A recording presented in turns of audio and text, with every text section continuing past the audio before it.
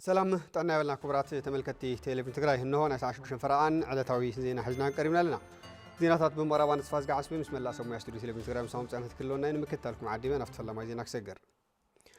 ፖሊስ ዘተማመኑ ውሽጣዊ ሰላም ከረጋገጽ እንተድሊ ድማ ናይ ደገ ሓደጋ ንምክልኻል ተሓሲቡ ዳግም ዝተጣየሸ ትካል ብምዃኑ ንኽልቲኡ ተልእኾ ወትሩ ድሉብ ክኸውን ይግባእ ኢሎም ፕሬዚዳንት ትግራይ ዶክተር ደብረጽዮን ገብረሚካኤል ፖሊስ ትግራይ ዝደለዮ ክፍጽም ዘኽእሎ ሓዱሽን ውህሉልን ዓቕሚ ዘለዎ ትካል ብምዃኑ ዘተኣማምን ውሽጣዊ ሰላም ብምስፋን ኩነታት እንትሓምቕ ድማ ደጋዊ ሓደጋ ክከላኸል ዘኽእሎ ቁመና ወኒኑ ዕማም ወሲኹ ዳግም ዝተጣየሸ ምዃኑ ገሊጾም እቶም ፕሬዚደንት ነዚ ገለጹ ኣመራርሓ ፖሊስ ትግራይ ኣፈጻጽማ መደባት 9 ወርሒ 2018 ዓ.ም ተዲቡ ኣብ ዘካየዶ ገምጋሚ እዩ ኮሚሽነር ጀነራል ኮሚሽን ፖሊስ ትግራይ ይሕደጎስ እዩ ብግዳኦም ኣብዚ ቅንያት ገምጋምን ካልኦት ተወሰኽቲ ምይጣትን ዝድህሰሱ ዛዕባታት ብምንጻር ዝረኣየሉ ኩርናዕ እንፊቶም ኣለዉ ኣብቲ ኣዘዝቲ ዞባን ወረዳን ሓዊሱ ኣመራርሓ ፖሊስ ትግራይ ዘሳተፈ ኣብ ከተማ መቐለ ሳለጥ ዘሎ ገምጋም ኣፈጻጽማ ስራሕ ኣብ ምክልኻል ምጽራይን ካልኦት ሞያታት ፖሊስን ዝነበረ ኣፈጻጽማ ስራሕ ገምጊምካ ካብቶም ብጥንካረን ድኽመትን ዝተፈለዩ ፍጻመታት ትምህርቲ ቀጻልቲ መደባት ንምዕዋት ዝዓለመ መድረኽ ምዃኑ ተገሊጹ መበገሲ ገምጋም ጸብጻብ ኣፈጻጽማ ስራሕቲ 9 ወርሒ 2018 ዓ.ም ኮሚሽን ፖሊስ ትግራይ ብኢንስፔክተር ጉዑሽ ግደይ ቀሪቡ ኣብ ዞባታት ዘሎ ህልው ኩነታት ጸጥታ ተዳሲሱ ክግምገምን ቀጻልቲ መደባት ጸጥታ ክንጸርሉን ይግበረሉ ክብል ኮሚሽን ፖሊስ ትግራይ ሓቢሩ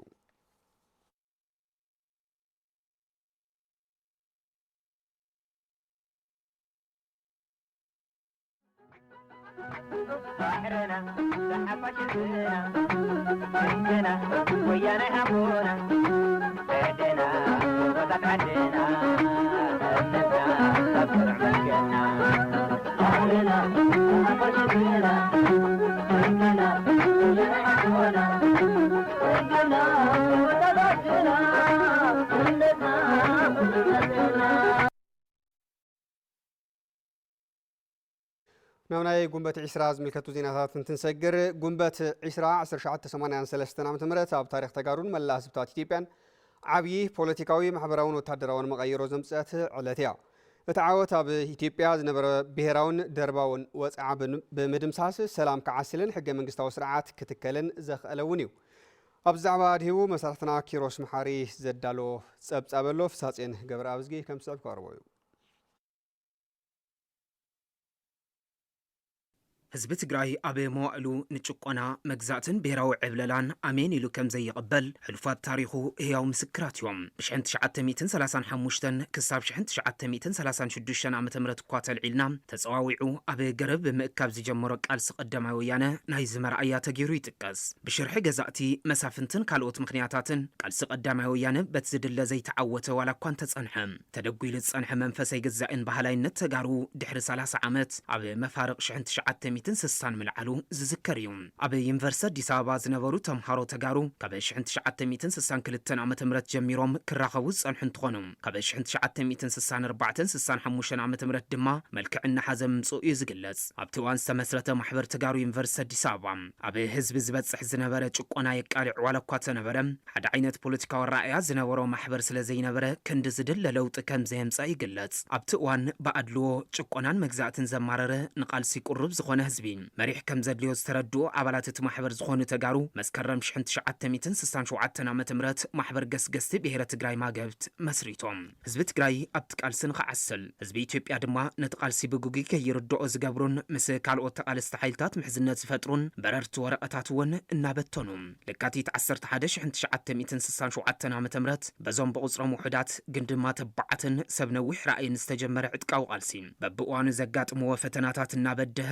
ብዙሓት ወጎነ ሰሊፉ ቃልሲ ቀፂሎም ስርዓት ደርጊ ኣብ ልዕሊ ህዝቢ መስካሕካሕቲ ጨፍጫፋት ዋላ እኳ እንተፈጸመ በቶም ግፍዕታት ዝሓረነ ህዝቢ ናብ ቃልሲ ብምስላፍ ንውድቀት ኣቀላጠፈ ኣብ ትግራይ ናይ ምጽናሕ ዓቕሙ ዝተጸንቀቐ ስርዓት ደርጊ ብ1981 ዓመተ ምህረት ሙሉእ ብሙሉእ ካብ ትግራይ ዝለቐቐ ኮይኑ ኣብ ዘለዎ ኮይኑ እውን ግን ንህዝቢ ትግራይ ምጭፍጫፍ ዝቐጸለሉ እዋን ነይሩ ዘላቒ መፍትሒ ደርጊ መሊእኻ ምቅባጽ ምዃኑ ዝተረድኡ ህዝቢ ትግራይን ተቃለስቲ ደቁን ምስ ካልኦት ተቃለስቲ ሓይልታትን ህዝብታትን ብምውዳድ حمد دوات سرعات زكالاتف قالصوم قصلو نوصعات حزبታት ኢትዮጵያ ዝወከለ ግንባር ኢህወደግ ብምጥያሽን ሰራዊት በመውዳብን ቃል ሰንጻር ደርጊ ካብ ትግራይ ሰጊሩ ኣብ ማእኸል ሃገር ውን ተጠናኸረ ከበድቲ ውግኣት ብምክያድ ድማ ሰራዊት ኢህወደግ ዓቅሚ ደርገ መናሚኑ ናብ አዲስ አበባ ተጸግዐ ጎና ጎኒ እትኸቢድ ውግእ ምስ ደርጊ ድርድር እናካየደ ጸንሕ እንትኾን ሓይሊ ሚዛን ሰራዊት ኢህወደግን ዓብለለ ኸይዱ እቲ ድርድር ውን ኣይተዓወተን ሽንፈት ሰራዊትን ዓወት ሰራዊት ኢህወደግን ዝተረድአ መራሒ ደርጊ ኮሎኔል መንግስቱ ኃይለ ማርያም ኣብ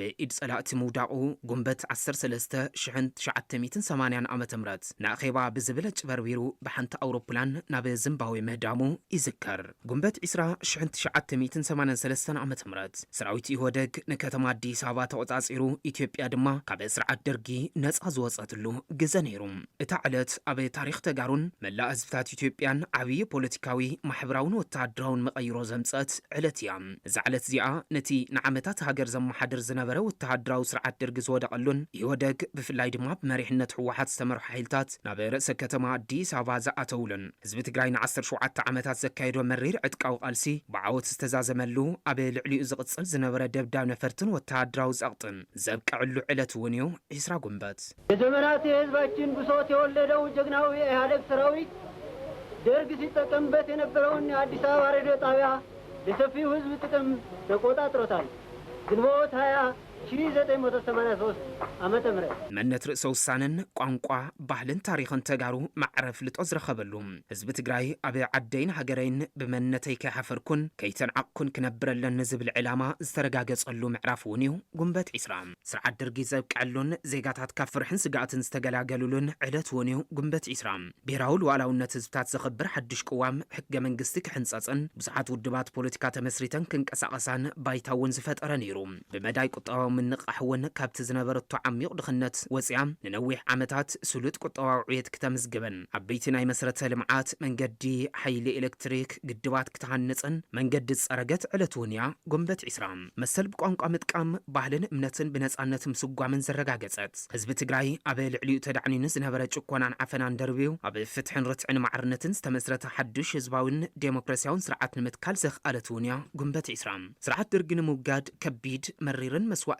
ዝኸፈለ ህዝቢ ትግራይ ንዘበናት ዝሰኮኖ ስእነት ፍትሕን ዴሞክራሲን ወጊዱ ኣብ ዓዱ ብማዕርነት ንምንባርን ፍትሒ ንምርግጋጽን እምበር ልዕሊ ዝኾነ ኣካል ንምዃን ዓሊሙ ከም ዘይነበረ እውን ዝፍለጥ እዩ ብመሪር ቃልስን ክቡር መስዋዕትን ህዝቢ ትግራይ ዝተተኽለ ፌደራላዊ ዴሞክራሲያዊ ስርዓት ካብ 2008 ዓመተ ምህረት ጀሚሩ ናብ ከቢድ ፈተናን ተወደቐውን ህዝቢ ትግራይ ንሰላም ልምዓት ዴሞክራሲን ፍትሕን ኢሉ ብዝኸፈሎ ክቡር መስዋዕቲ ይሕበን እምበር ታሪኹ ተመሊሱ ዘሰሉ ምኽንያት ከም ዘየለም እናመስከሮ ዝመጸ ቅዋም እዩ ህዝቢ ትግራይን ካልኦት መቃልስቶን ናብ ዓወታት ጉንበት 20 ንምብጻሕ ዝነበሮም ጽንዓትን ሓድነትን ሎምን ዘጋጥሙ ፈተናታት ንምሕላፍ እውን ኣገደስቲ ኮይኖም እናቐጸሉ እዮም ካብ ኣህዳዊ ስርዓት ተላይካ ናብ ዝሐሸ ልምዓትን ስርዓትን ንምስጋር ዝተገበረ ቃልሲ ብዓወት ጉንበት 20 ተረጋጊጹ ኢሎም ኮሚሽን ሓርበኛታት ትግራይ ናስር መምሑር ሜጀር ጀነራል ክንፈዳኛው በወገኖም 20 ጉንበት ቃልሲ ህዝቢ ትግራይ ካብ ብሄራዊ ዕብለላ ሓራ ንምውፃእ ዝተገበረ ቃልሲ ብዓወት ዝተዛዘመላ ዕለት ብምዃና ክንዕቅቦ ይግባ ኢሎም መበል 35 ዓመት ጽምብል ክብረ በዓል 20 ጉንበት ብምትሕባር ኮሚሽን ሓርበኛታት ትግራይን ድምፂ ወያነ ትግራይን ኣብ ኣዳራሽ ድወት ተኸቢሩሎ ተስፋይ ታደሰ ወሊድዎ መበል 35 ዓመት ጽምብል ክብረ በዓል ጉንበት 20 ብምትሕባር ኮሚሽን ሓርበኛታት ትግራይን ድምፂ ወያነን ትግራይን ተኸቢሩ ቀንዲ መበገሲ ቃልሲ ህዝቢ ትግራይ ካብ ኣህዳዊ ስርዓት ተላቒቕካ ናብ ዝሓሸ ልምዓትን ስርዓት ንምስጋር ዝተጀመረ ቃልሲ ብዓወት ጉንበት 20 ከም ዝተረጋገጸ ተሳተፍቲ እቲ መድረኽ ይገልጹ ንዕላማኻ ክሳብ መወዳእታ ብዘለካ ዓቕሚ ህይወትካ ከፊልካ ነዚ ቃልሲ እዚ ኣብ ምዕዋት ኣብ ኩሉ ተጋዳላይ أنا خصوة أنا على خيدو أبز درجة زي بس إحنا أزينا هاي استقرأ قالي مقول أخان تجارة لا مخان كان بطعم عوي خبري إذا لنا أنا حسي هزو تجارة سواتنا ونكوري إذا لوا سرعة زي كوننا أنا بديمقراطية أو سرعة تخيلنا قدام حراو إثيوبيا بهر سباتون بهر سباتون كم مثل 10 سنة زلهم كم سب جباتهم كحطون كجبا خفص أملهم كم زلوا فليتهم يهدق زبهال سرعات تخيلنا ودو تخيلنا منقستي أو صبق نيرنا يمنا يحقسنا درجون كافت أمنو تسوقيسو كدحنني يلزق أكوا قاعد أمنيروي هاد حنون سرعات تزي حسكا كسرعة توصيها كل جزء أيتدحنن بزعبا مريتنا مملاس بزعبا تفانقلتنا نعدم مملاس بزعبا زي خشانو أنا زقبا أبتي تنكرنا نرتقالسنا يا كن عودكم نغل من متارت يغنل زي أخن جبر هزباو منجستي أب تجراي زوسن سلست يوم ناي منجست أكلات بسلست أجرم تأو كنا بلوم لنا خم حاولت سمعتات زهز بزي بايتو خملس كله خبر زقبا غيريو بايتو بتفكر كسرح فتح ركب كله خنقور زقبا إننا هنجبر نحن حلفنتيو ኣብቲ መድረኽ ተረኺቦም መልእኽቲ ዘመሓላለፉ መጀር ጀነራል ክንፈ ዳኘው ቃልሲ ህዝቢ ትግራይ ካብ ብሄራዊ ዕብለላ ሓራ ንምውፃእ ዝተገበረ ቃልሲ ብምዃኑ ዓወት ጉንበት 20 ድማ ወርቃዊ ክብረ በዓሉ ይብሉ ብደንብ ክነስተውዕላ ዝግብአና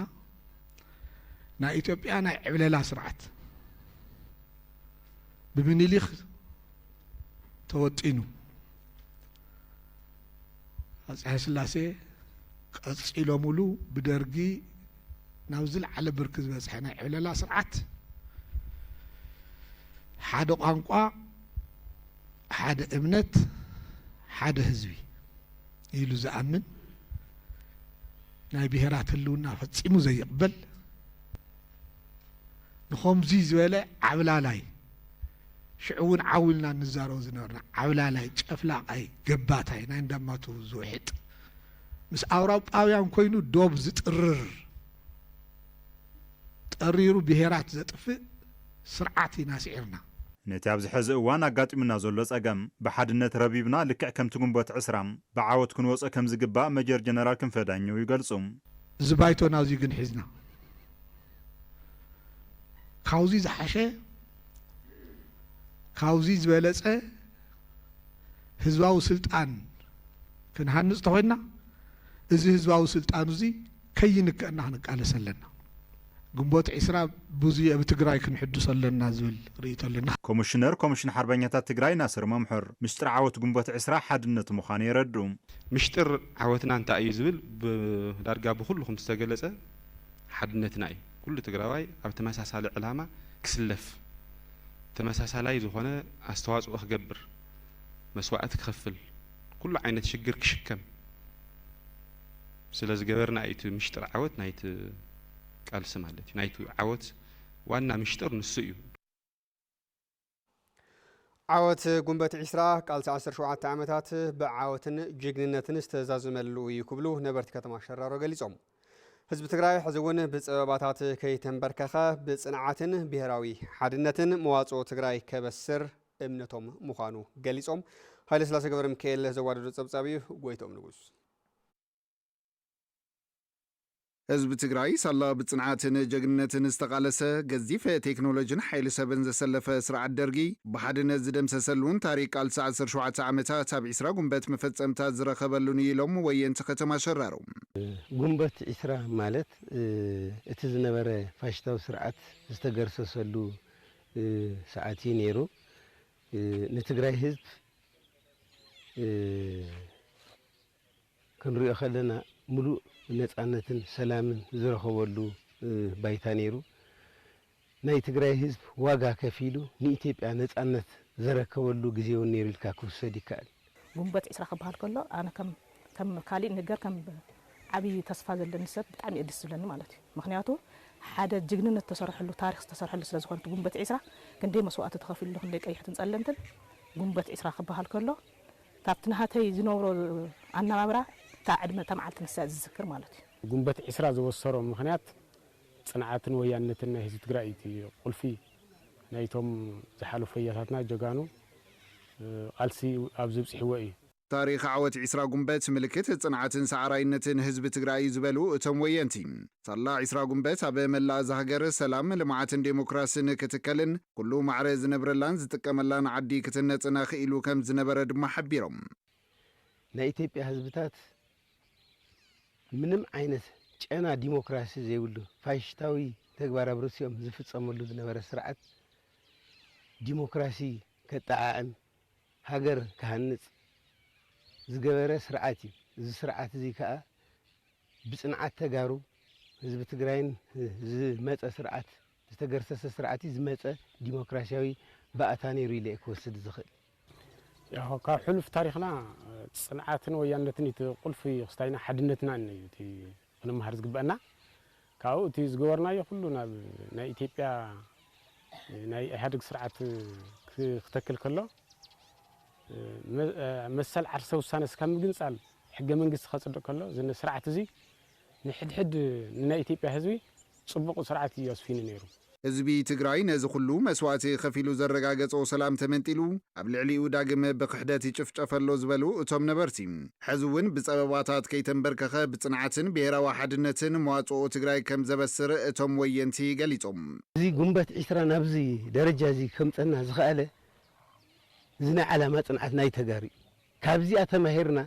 እዘን ሕዚ ዝገጥማና ዘለዋ ፀገማት መዋፅኦ ክኾነና ዝኽእል ናይ ዓላማ ፅንዓትናን ሓድነትናን ብኡ ልክዕ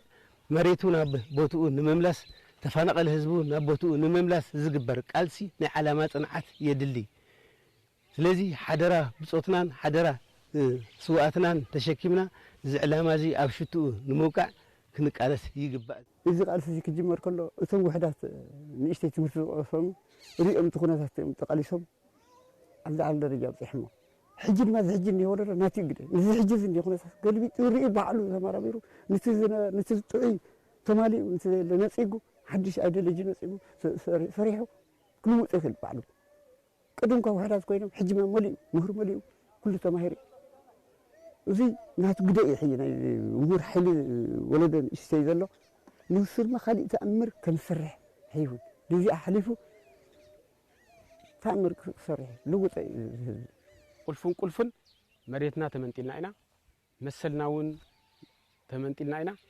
من مارن زي من مارننا ون تطوينا ذلنا حزم مالتي سلازي دما من مرات إبنا نحنا دمو تازلا قنبة إسرات عاتقنا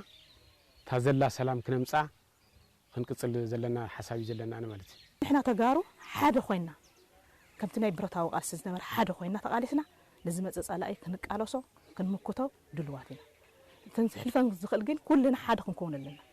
حدا خنكون كم تجار حدا خنكون لنا تناي برتاو قاسون حدا سلازخون يوم لعل 10 شعات عمت تقالسهم مسوات خفيلة زعوت الزمت أمرنا بدحريون هيدقصون እንደገና ጀምረ ምና አፍቲ ዳር መከተድማ ዝራእኹሞ ዋዒ ዝነበረ ጅግንነት ሙተሰሪሒ ሕጅውን አለው አይጠፉን ሕጅውን ተረት ታስረሳ ክድገም ኣለዋ ዝብል ሐሳብ ኣለኒ ማለት ክብርን ታሪኽን ስዋዓት ምዕቃብ እቲ ወለድና ዘረጋገጽዎ ታሪኽ ዓወትን መንነትን ከይድብዝዝ ደቂ ስዋዓት ንመሰልን ድሕንነትን ህዝቢ ትግራይ ብንቕሓት ክንሰርሕ ምዃንና ነረጋግጽ ክብል ማሕበር ደቂ ስዋዓት ተጋደልቲ ትግራይ ገሊጹ ማሕበር ደቂ ስዋዓት ተጋደልቲ ትግራይ ብምኽንያት መበል 35 ዓመት በዓል ኢስራ ጉንበት ኣብ ዝሃቦ መግለጺ ቅድሚ 35 ዓመታት ብኢስራ ጉንበት 1983 ዓመተ ምህረት ዝተመዝገበ ታሪኻዊ ዓወት ኣቦታትናን ኣዴታትናን ዝኸፈልዎ መሬርን ረዚንን መስዋዕቲ ዝረጋገጸ ንህዝቢ ትግራይ ካብ ወፅዓን ዓፈናን ዘናገፈ ዓብዪ ምዕራፍ ታሪኻዊ ዕለት ኢሉ ህዝቢ ትግራይ ብሰንከቲ ኣብ ዝቐረበ እዋን ዝተፈጸመሉ ኩናት ጀኖሳይድ ብፍላይ ድማ ኣቦታትና ኣዴታትናን ስድራ ስዋዓትን ንኸቢድ ማሕበራውን ኢኮኖሚያውን ቅልውላው ተቓሊዖም ይርከቡ ዝበለት ማሕበር እቲ ኣብ ፕሪቶሪያ ዝተፈረመ ስምምዕ ሰላም ሙሉእ ብሙሉእ ዘይምትግባሩ ላዕለዋይ መሬት ትግራይ ብወረርቲ ሓይልታት ተታሒዙ ምህላውን ህዝብና ካብ መረበቱ ተመዛቢሉ ምትራፉን ነቲ ዘሎ ፀገም ኣጋዲድዎ ይርከብ ኢሉ ማሕበር ደቂ ስዋዓት ተጋደልቲ ትግራይ ወለድና ዘረጋገጽዎ ዓወት ዒስራ ጉንበት እናዘከርና ኣብዚ ሕዚ እዋን ዘለው ወሰንቲ ብድሆታት ንምስጋር ስምምዕ ውዕሊ ፕሪቶሪያ ብምሉእ ዓቕሙ ክትግበር ተመዛበልቲ ወለድናን ኣሕዋትናን ብህፁፅ ናብ መረበቶም ክምለሱን ዝተወረረ ሉዓላዊ መሬት ትግራይ ብሕገ መንግስቲ ኣገባብ ናብ ትግራይ ክምለስን ጻውዒትና ነቕርቡን ኢሉ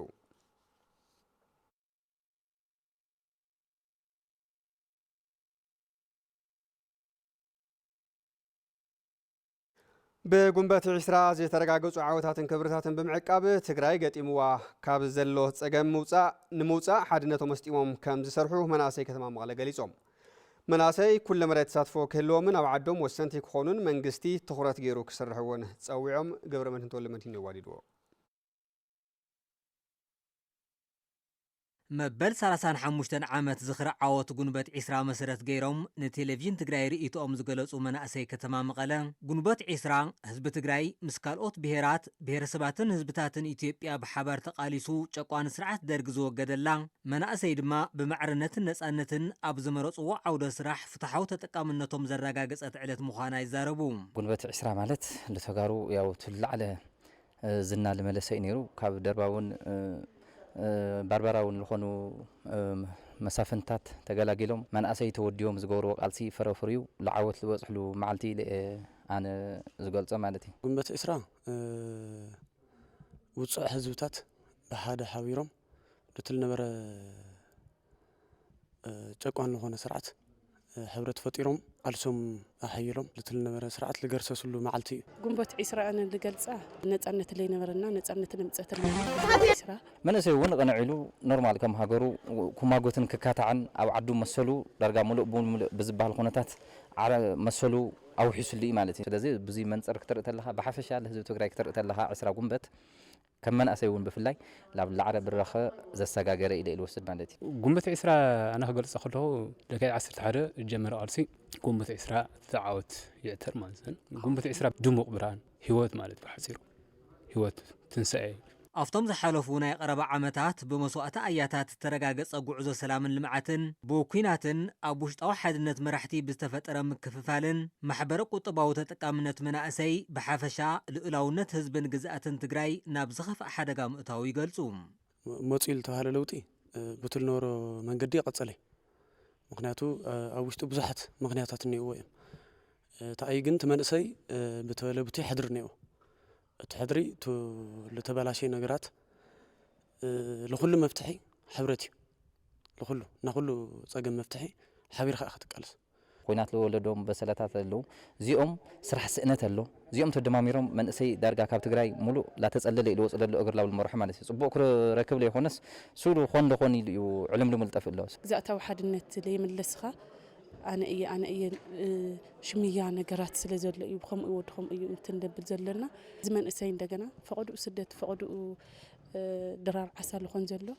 ዓዲ ኸጽንሕ ልኽእል ለመንእሰይ እዩ ሕዚ እውን ኣብ ትግራይ ዘለዉ ጸገማት ብዘላቕነት ክፍትሑን ትግራይ ናብ ዝሓሸ ምዕራፍ ንምስግጋርን መንግስቲ መናእሰይ ጸገማቶም ዝፈትሕ ኣብ ኩሉ መዳይ ልምዓት ዓዶም ተሳተፍትን ወሰንትን ዝገብር መስርሕ ከተኣታቱ ጸዊዖም ትመንእሰይ ለ እንታይ ይገብር ዘሎ ሓቢሩ ገና ተንጠልጢሉ ዘሎ ዕላማ ብሓደ ብምዃን ብሓደ ብምውዳብ ኣብ ሰላሙ ብምዕሳል ዕላምኡ ክፍጽም እኒአዎ እየ ልብል ናይ ተሳታፍነት መሰል ስለለምፀት ግዴታ ኣብ ከምዚ ዓይነት ተሳትፎ ተሳቲፍና ጉንበት 20 ነኽበርና ተሳታፋይነትና እንደገና ክነልዕል ኣለና መንግስት ከም መንግስት መናእሰይ ንሓንቲ ዓዲ ወሳናይ ሓይሊ ኢሉ ገሚቱ ሓሲቡ ሓንቲ ዓዲ ክትወልድ ተኮይና መንእሰይ ተሃሊ እዩ ስለዚ መንእሰይ ዓዲ ተረካቢ መንእሰይ ሓቆይፋ ሓንቲ ዓዲ ልምዓታ ዲሞክራሲያ ክቅጽል ልኽእል እዚ ከዓ ኣብ ሕግን ደንብን ዝተመርኮሰ ስራሕቲ ክስራሕ ተሎ እዩ ማለት ኢሉ ሓሲቡ ለመንእሰይ ዝኸውን ፖሊሲን ስትራቴጂን ላቀረፈ መንእሰያቱ ኣብ ልምዓት ይኹን ኣብ ልግበሩ ኩሉ መዳያዊ ቃልሰታት እንዳሳተፈ ያው ክኸይድ እዩ ተስፋ ልገብር ከዚ በጽሕና ኒና ደረጃ ክስተኻኸል ተኮይኑ تمنأسي كساتف كخلني عقمنا كنسبسب كنخلنينا سلازي تساتفنتنا منأسي كوسخني ويلبل تمارحنا لا قدمي تكمصنيو تمنأسي تعد زي اكركات خوينو بحقي تو ነገር زي كشاغرو تخوينو تمنأسي لافتو بوتا زي كمص كخلنيو حسابات كسمع كخلنيو مستير عاوتن قالسن ጉንበት 20 بمعقابن حادነት بمጥንኻርን አጋጢሙ ካብ ዘሎ ሓደጋ ህልውና መውጻእ ከም ዝካል ተሓቢሩ نزي استحبره بمتحبار بمحضار كتما مغلن كفله كتما عيدرن مبل 35 عامت بعد عاوت ጉንበት 20 هاب استخبرلو اوانيو تعقست كيروس بمتحبار من محدار كتما مغلن من محدار كفله كتما عيدرن مبل 35 عاوت ጉንበት 20 بدمقه تبعيلهم ابتي مدرخ استساتفو امرار حستفلالي ابيات عيوب مبل 35 عامت ጉንበት 20 حزب تግራይ ናይ منبر مسلو اب استحدقل اوان ኮይኖም يبعلو كما زلو بمግላጽ ካብዚ ንሙጻ ድማ ውዳበታት ምጥንኻር አገዳስ ምዃን ይገልጹ ናይ ውጽዕና ናይ ጭቆና አርዑት ዘፍረሰናላ ካብዛና ሰንደናላ ዕለትያ ስለዚ afta 10 ጉንበት ብዙሕ ታሪኻት ኢና ሰሪሕና ሞናት 20 ጉንበት ብዝመጸላ ሰዓት ብናታ ዓወት ቤት ምህርቲ ሃኒጽና ዩኒቨርሲቲታት ሃኒጽና ሕክምናታት ሃኒጽና ብሔር ብሔረሰቦች ብቋንቋም ክመሃሩ ብቋንቋም ሃይማኖት ከምልኹ ካብቲ ዝነበርዎ ጥራሕ ዝዋኖም ናብ ክዳን አልቢስና ኣምሄርና ናብ ጽቡቕ ደረጃ ዘብጽሕት ዕለት እያ ኣብ ሽግር ኢና ዘለና መወጻጾና ሓድነት እዩ ትግራይ ንቅድሚት እንድሕሪና ኣሚትና ፖለቲካ ኣብ ጠረጴዛ ይፍታሕ እዩ ኣፈላላይና ግድን ሓደ ክንኮነ ይኮናን أفلالاينا كما فلالاينا السود قدمي ندحرت قديفنا ندحر مكيتنا خنشن فينا تقراوي حد الناتو يحيلو مهزي كنورو تقولي توهينا أشاحت من أسيخة فينا لمسانا يو دردرو على بريتوريا لونا والفورسلو من بارو تخنانا اللي خوينا نحلفو لنا هزونا عبي تنكات عبي نا يكون متسقم خوين اللي حلفو لله سلازي زودني أنا قرر كفتح لك قلب متاعيو حدنت كاب مصنعيه عوت قنبت إسرا بمعقاب حزي حزب تግራይ ኣጋጢምዎ ካብ ዘሎ ሕተሉና ክወፅእ ምግባር ከም ዝከኣል ኣመሓዳሪ ክፍለ ከተማ ዓይደር ኣይተሃፍቶም ወሬታ ገሊጾም ሕዝውን እንትኾነ ኣፍቲ ናይ መኸተ ሰዓት ኣለና ትማል ነርና ሕዝውን ኣለና ብዝተዋደደ መልክዕ ሓድነት ህዝቢ እውን ናብ ሓደ ኣስጢሙ ትዝረአዩ ዘሎ ኩሉ እንተተኻኢሉ ሕዝውን ናብ ካሊእ መስዋዕትነት ብዘየእቲ መንገዲ حدنا تستيمو قالسو حيلو ومسلو زرغاغصلو خناتات كفطر كخللو ግን كل ጊዜ ሰላም ክትብል ከለኻ بحاده وسن ጥራሕ ዝረጋገጽ ሰላም ስለ ዘይኮነ ሓድነትና ነስጥም ሓደ ዝግብርና ጉዳያት ብምሎም ሓደ ኮይና ንመክት ከምዚ ጌርና እንትስካብ ዝተጠመርና ናብ ሓደ ክሳብ ዝመጻና ድማ ህዝቢ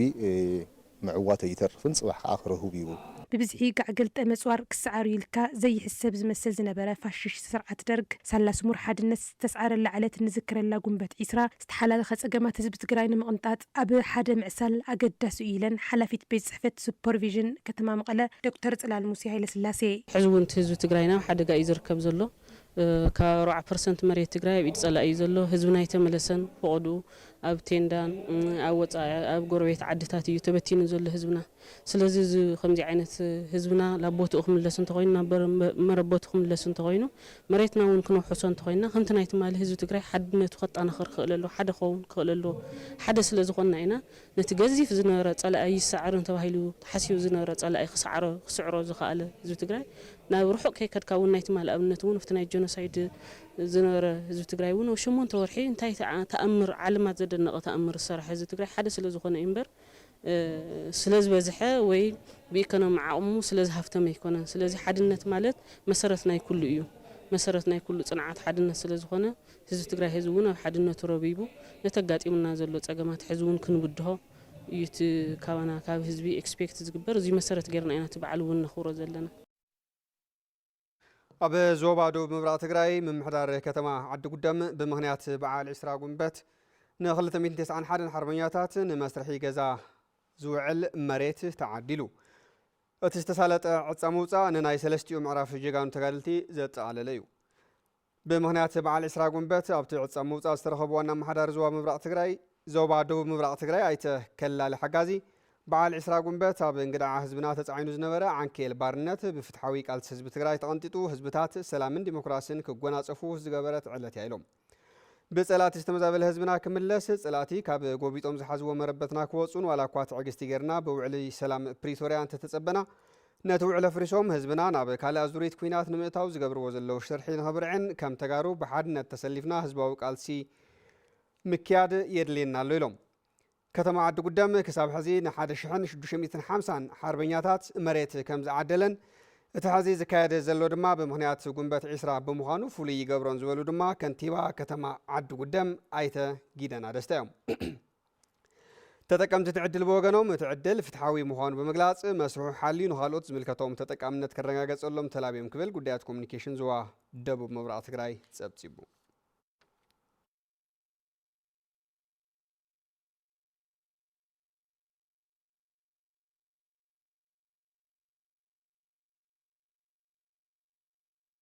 دار وردا ماخله ديابو بعال قنبت عسرا مخنيات بمقبار نلعلي كلت سميتي سدرا سوات اب كتم عد هاغراي نمسرحي منبر يغزازو المريت عدلو اتي استغبر عدلا نجغانو تقالستي سدرا سوات تفلطو ذهاب مخانو دما توم تتقمتي تزاريبوم ملس ابادي زلاخو صبصابيو ገብረ መስቀል ኪሮስ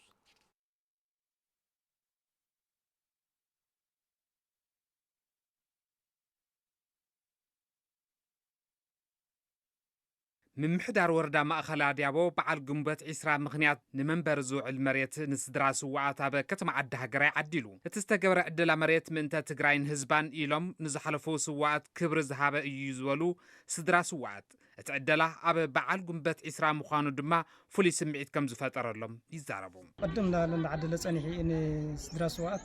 كاوها نتلفنا صنحنا دما بولنا لما انت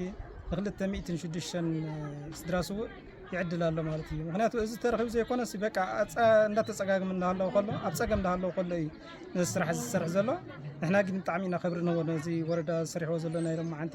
كل التعاوتي نتم قدم لهم مسوات زخفر برتاو قالسي يكون ناي تسع يكون ناي مخته يكون ناي كلهم سمعتات ورما قسم يقبقهم منغست تግራይ ድማ ኣብ መኸተ ኮይኑ ኣብ መኸተ ዘለ ሕጅውን ኣብ መኸተ ኮይኑ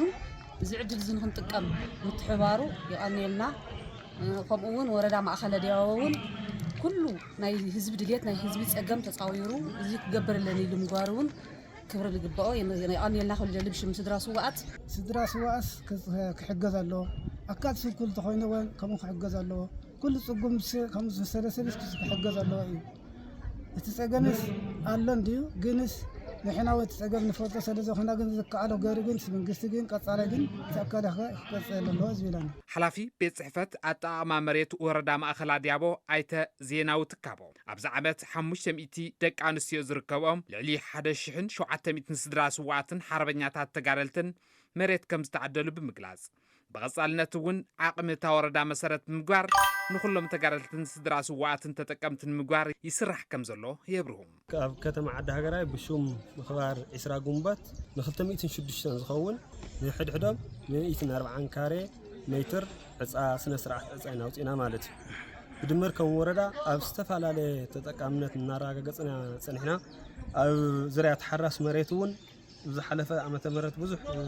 تتكام تجرناينا لنزوانون نخلتم يتن 40 سلسل تجارل تسدراس وقتن تتكم تشيك تحرس مرات هنا مالتي أما حدار توردا أيتا تولد تسفاي حزب تجراي نزكادو قالسي مبجس زخنا عبن قدعو تدعين نزنبرة عرعوت بارنتن تشكونان بمنقال نخلو بمعرض قلقل ديمقراسيا وسرعة نمتكال كم زنبرة بمزخار حزون تخنا كم زبي قط مغوزل فتنا بمبدع هلاو انو محاس عوتاتن تمكروتاتن قنبوت إسراء حيزو كالسي قبايلهم مبساسا حمشن عمد بعد عوت قنبوت إسراء كنخبر مبار كم هزبي زحلفنا يتاريخ الحلم تمكروتاتن مسنو هنتات أزامتنا كنذكرن زين الصوت مرتيخ قسمولن يقبع حقاونات تكالات امت بملاس اب حويتن داق مهنصتن تግራይ ዝዓዘ ዘግደ ንኸልወን ክስራሕዩ ክብል እቲ ትካል በዓል 20 ጉንበት ተመልኪቱ ኣብ ዘውፅኦ ሰናይ ትምኒት ኣፍሊጡ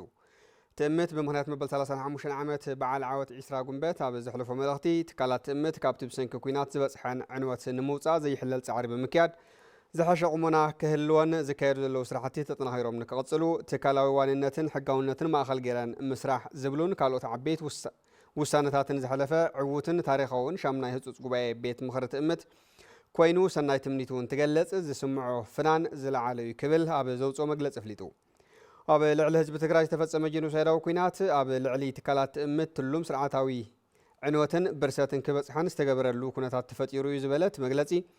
بعض جنوسايد أو كوينات سبيلو أب لعلي تكالات سرحنيات تأمت كابز بس مورالون سنا مراون بسلاب توصهي بعمايت بليونات برز جمت أب النبرة عنوتن برساتن كمز بس كسب حزيب استخايد مصنعتي ترجع يصللو بيت مهرن بعل حدرا بوردن تأمت مسم الله أمرار حان سرحتنيات تأمت بمخان حقاونات تكالاوناتن واننات هزبن تكالات تأمت بملاس أب حويتن داق مهنصتن تግራይ ዝዓዘ ዘግደ ንኸልዎን ብዝለዓለ ትግሃት እናሰርሐ ከም ዝርከብዎን ሓቢሩ